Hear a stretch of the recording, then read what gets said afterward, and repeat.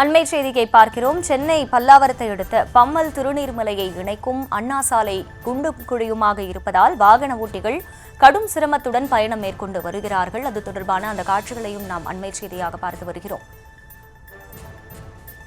மழைக்காலம் முடிந்த பிறகு முறையாக சாலை அமைக்கப்படும் என அதிகாரிகள் உறுதி அளிக்கும் நிலையில் பொதுமக்கள் பல்வேறு குற்றச்சாட்டுகளை முன்வைக்கிறார்கள். பம்மல் திருநீர்மலை சாலை குண்டும் குழியுமாக உள்ளதால் மக்கள் கடும் அவதிக்குள்ளாகி இருக்கிறார்கள்.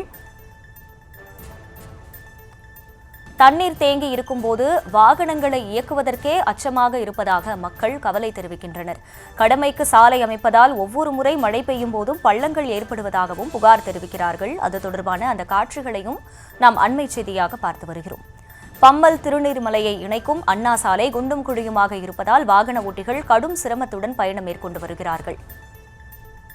கூடுதல் விவரங்களை செய்தியாளர் கந்தன் வழங்க கேட்கலாம். கந்தன், வணக்கம். களத்தகவல்கள்.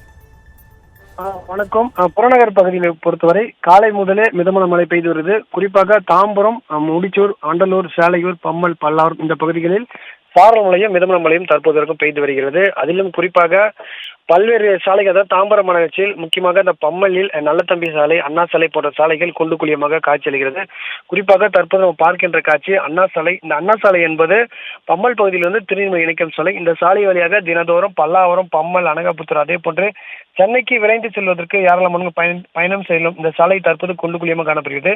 குறிப்பாக தொடர்ந்து மழை பெய்து வருவதால் இந்த பள்ளங்களில் மழைநீர் தேங்கி நிற்கிறது.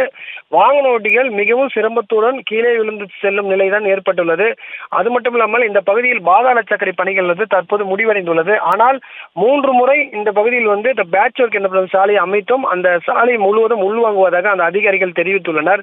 அது மட்டும் இல்லாமல் தொடர்ந்து அந்த பகுதி மக்கள் கோரிக்கை வைத்தால் தற்சயத்துக்கு மட்டும் இந்த சாலையை அமைத்து வருவதாகவும், தொடர்ந்து முறையாக சாலை முழுவதும் 2 கிலோமீட்டர் தூரத்திற்கு சாலையை அமைக்க வேண்டும். அப்படி அமைத்தால் மட்டுமே இந்த சாலை பல்வேறு பகுதியில் விரைந்து செல்ல முடியும் என அந்த பகுதி மக்கள் கோரிக்கை வைத்துள்ளனர்.